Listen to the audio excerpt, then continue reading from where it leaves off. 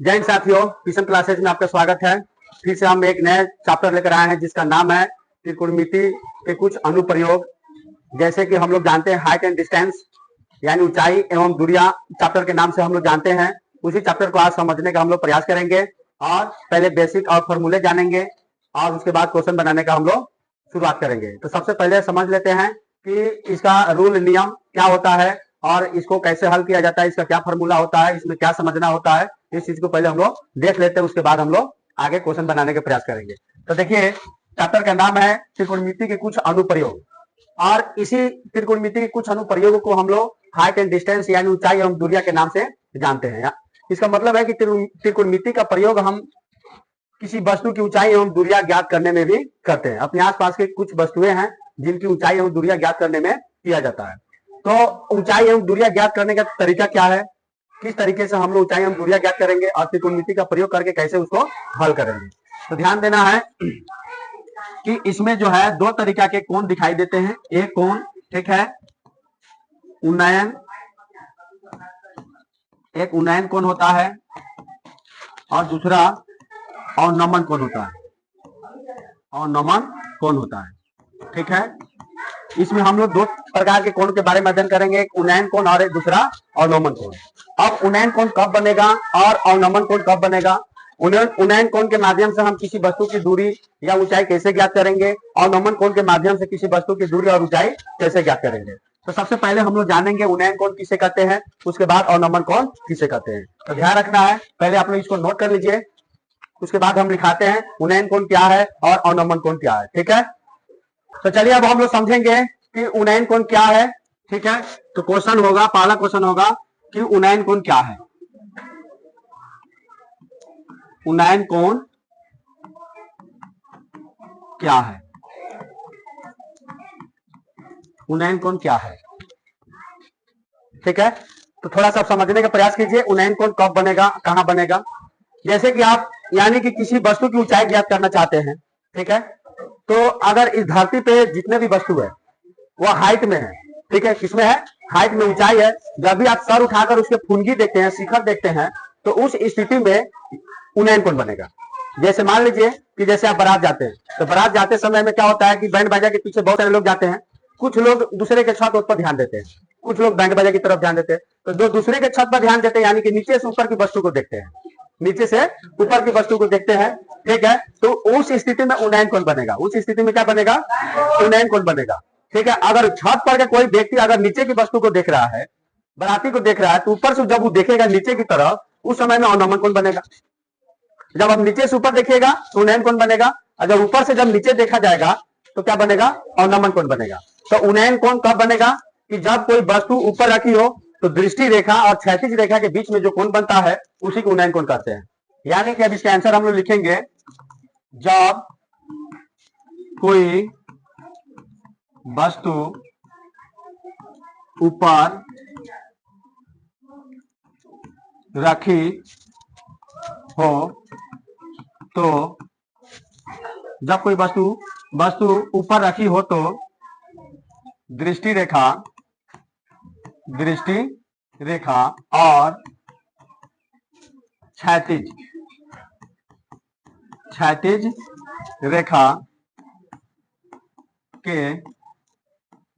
बीच बने कोण को उन्नयन कोण कहते हैं। उन्नयन कोण कहते हैं, ठीक है। बात समझ में आया। तो जब कोई वस्तु ऊपर रखी हो तो दृष्टि रेखा और क्षैतिज रेखा के बीच बने कोण को हम लोग क्या कहेंगे, उन्नयन कोण कहेंगे। यानी कि कोई वस्तु यहाँ पर है, ठीक है, यहाँ पर कोई वस्तु है और कोई इंसान जो है यहाँ पर है। अब यहाँ से ये जो है, ये आंख है, यहाँ से देख रहा है इसको, तो ये दृष्टि रेखा हो गया। इसको क्या बोलेंगे, दृष्टि रेखा। इसको क्या बोलेंगे, दृष्टि रेखा बोलेंगे। तो दृष्टि रेखा और इसके सामने जो क्षैतिज रेखा बनेगा इसको क्षैतिज रेखा बोलेंगे, ठीक है, क्षैतिज रेखा बोलेंगे। और ये जो नीचे सीधे लंब आएगा तो इसके बीच में जो कोण बना, ये कोण जो बना, ठीक है, इसी कोण को हम लोग, इस थीटा को हम लोग उन्नयन कोण कहेंगे। क्या कहेंगे, उन्नयन कोण कहेंगे। क्या कहेंगे, उन्नयन कोण कहेंगे। बात समझ में आया। तो यहाँ कोई वस्तु रखा हुआ है, ठीक है, और नीचे से इस वस्तु को देखा जा रहा है, नीचे से ये वस्तु ऊपर है, ठीक है, तो नीचे से ऊपर देखा जा रहा है, तो दृष्टि रेखा और क्षैतिज रेखा के बीच में जो कोण बना उसी कोण को हम लोग उन्नयन कोण कहते हैं। तो इस तरह से एक क्या बन गया है कि समकोण त्रिभुज बना, क्या बना, समकोण त्रिभुज बन गया। अब इस समकोण त्रिभुज के आधार पर इनकी समस्या को हम क्या करेंगे, हल करेंगे। ऊंचाई का आएगा ज्ञात करने के लिए ऊंचाई ज्ञात करेंगे, दूरी का आएगा ज्ञात करने के लिए दूरी ज्ञात करेंगे, लंबाई का आएगा ज्ञात करने के लिए हम लोग लंबाई ज्ञात करेंगे, ठीक है। तो इसको नोट कर लीजिए आप लोग। तो ध्यान देना, हम लोग समझेंगे अवनमन कोण क्या है। तो अवनमन कोण की स्थिति कब उत्पन्न होती है, जब कोई वस्तु नीचे हो और ऊपर से देखा जा रहा हो, यानी छत पर से किसी वस्तु को नीचे की ओर रखा है, उस वस्तु को हम देख रहे हैं छत पर से चढ़ के, तो उस स्थिति में क्या बनेगा, अवनमन कोण बनेगा। यानी कि कहने का मतलब हम लिखेंगे जब कोई वस्तु नीचे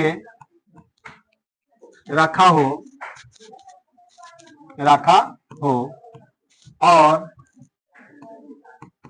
और उसको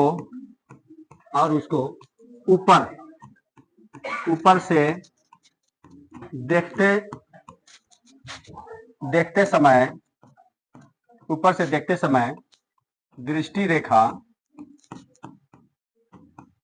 और क्षैतिज रेखा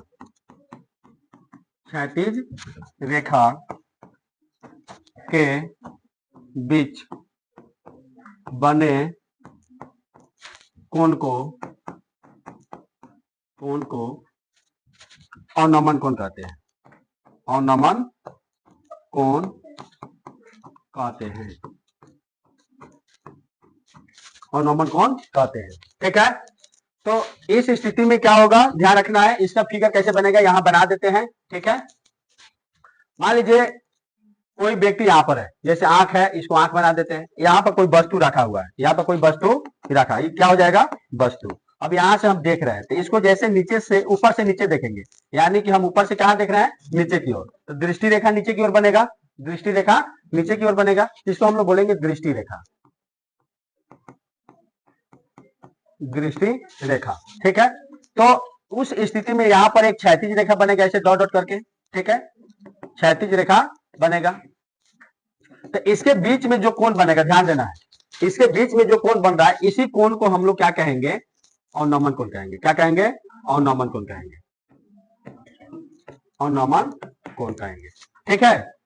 तो इस एक कोण के बीच में, यानी कि क्षैतिज रेखा ही हो गया, क्षैतिज रेखा ऊपर बनेगा, क्षैतिज रेखा कहां बनेगा, ऊपर बनेगा, और दृष्टि रेखा नीचे की ओर बनेगा। तो इसके बीच में जो कोण बना नहीं, उसी कोण को हम लोग अवनमन कोण कहेंगे, ठीक है। तो इस फिगर को आप लोग बना लीजिए, समझ में आ रहा है ना। दो समानांतर रेखा और एक तिर्यक रेखा के बारे में समझेंगे। तो ध्यान दीजिएगा, एक रेखा ही खींचल जाई, एक रेखा ही खींचा गया और एक रेखा नीचे खींचा गया, यानी क्या रेखा होगा, दो रेखा होगा। अब एक बीच में एगो तिर्यक रेखा यानी तिसारका रेखा है, जो एक दूसरे के तिरछा काटी। तो तिसारका रेखा जो आई दोनों रेखा के तिरछा काट दी, कैसा काट दी, तिरछा काट दी। तो ये दोनों रेखा को जब तिरछा काटेगा तो इनके बीच में कुछ एंगल बनेगा, कुछ कोण बनेगा। तो ध्यान देना है कि यहाँ जो कोण बनी, ऐसा कोण मुंह बैले हो, यहाँ जगह जितना मुंह बैले बा उतने मुंह बैले बा, पहले बा ना, जितना मुंह एकर सटल बा उतना ही मुंह एकरो सटल बा, ठीक बा। तो इस तरह से क्या होता है, इसको हम लोग अंतः एकांतर कोण से बराबर समझते हैं, यानी यह कोण जो है इस कोण के बराबर होगा और यह कोण जो है और इस कोण के बराबर होगा। तो किस नियम से होगा, तो अंतः एकांतर कोण से होगा, अंतः एकांतर कोण से। तो अंतः एकांतर कोण से ये दोनों कोण आपस में बराबर होगा, अंतः एकांतर कोण से ये दोनों कोण आपस में बराबर होगा। जैसे कि अगर ये 120 डिग्री बा, ठीक बा, तो हाइयो कितना हुई, 120 डिग्री हुई। अगर हाई 45 डिग्री बा, तो हाइयो कितना हुई, 45 डिग्री। तो कौन नियम से हुई, तो अंतः एकांतर कोण से हुई। तो बात समझ में आ गया कि अंतः एकांतर कोण से दोनों कोण एक दूसरे के क्या होते हैं, बराबर होते हैं। तो इस तरह से आप एक चित्र बना लीजिए ताकि समझने में सहूलियत होगा, ठीक है, समझ में आया ना। अब हम लोग जानेंगे कुछ आय कोण की मान। ध्यान देने वाली बात है कि जैसे मानो 30 डिग्री, 45 डिग्री और 60 डिग्री, तो 30 डिग्री, 45 डिग्री और 60 डिग्री के मान याद होना चाहिए। तो किसका किसका मान याद होना चाहिए आपको, तो ध्यान देना है।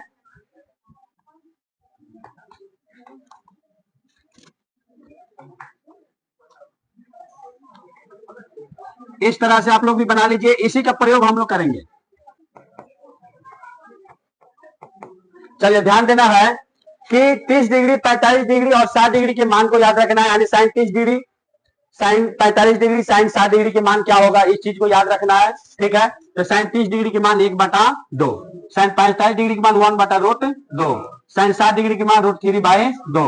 उसके बाद कॉस 30 डिग्री के मान √3/2, कॉस 45 डिग्री के मान 1/√2, कॉस 60 डिग्री के मान 1/2, tan 30 डिग्री के मान 1/√3, tan 45 डिग्री के मान 1, tan 60 डिग्री के मान √3, cot 30 डिग्री के मान √3, cot 45 डिग्री के मान 1, cot 60 डिग्री के मान 1/√3, sec 30 डिग्री के मान 2/√3, sec 45 डिग्री के मान √2, sec 60 डिग्री के मान 2। ठीक है, cosec 30 डिग्री के मान 2, cosec 45 डिग्री के मान √2, cosec 60 डिग्री के मान 2/√3।